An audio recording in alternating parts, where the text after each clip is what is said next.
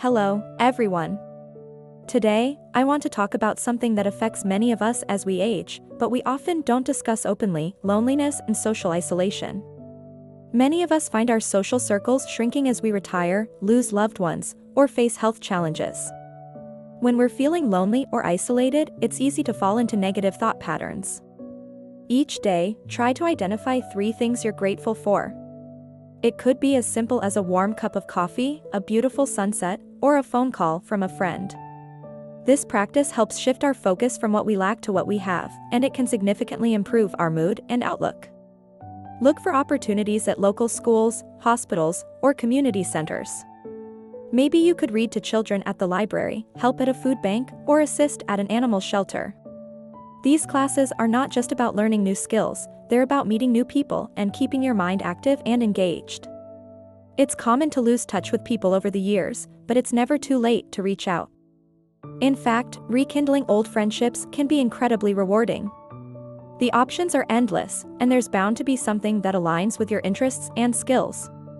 We might think, I'm too old to make new friends, or nobody wants to spend time with me. Some people might not respond, or you might find that you've grown apart.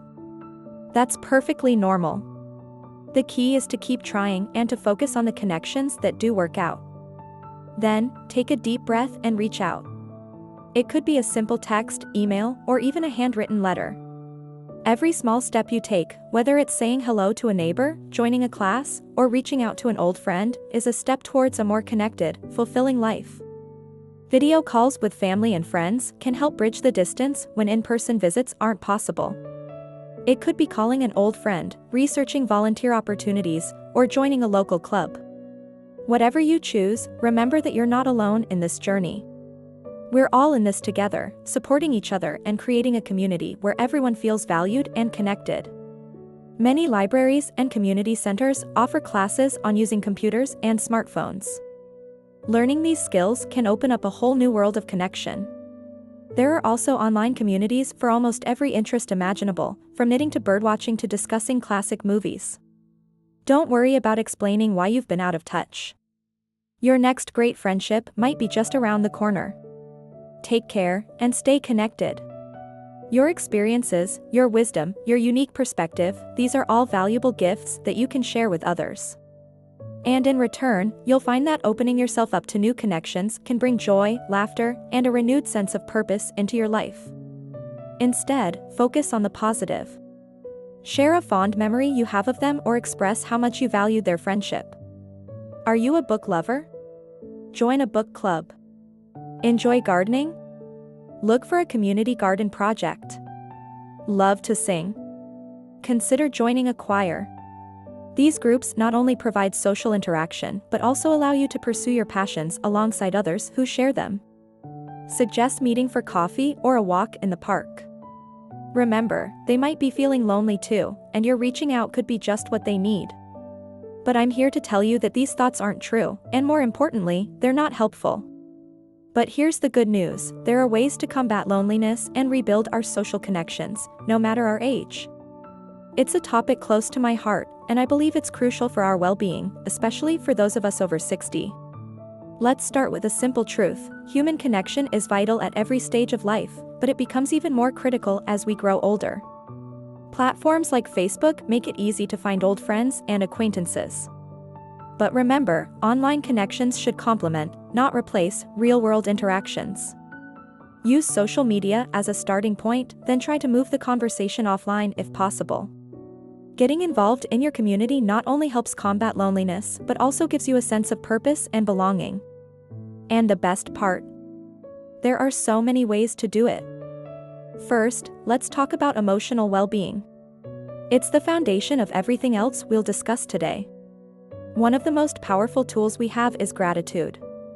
Another essential aspect of emotional well-being is self-compassion. We often judge ourselves harshly, especially when we're feeling lonely. But imagine if a dear friend came to you feeling isolated. Would you criticize them? Of course not. You'd offer kindness and support. Try to extend that same compassion to yourself.